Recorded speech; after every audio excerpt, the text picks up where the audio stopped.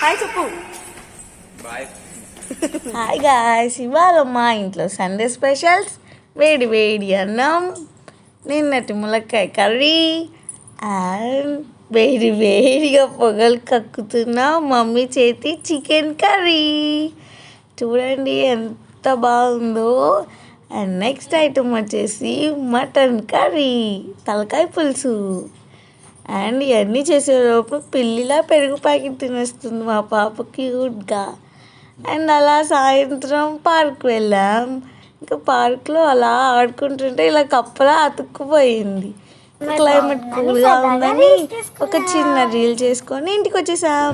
చిన్ని చిన్ని పాదాలని నేలైనే మోయనా, చిందే క్షణంలో నువ్వు కింద పడినా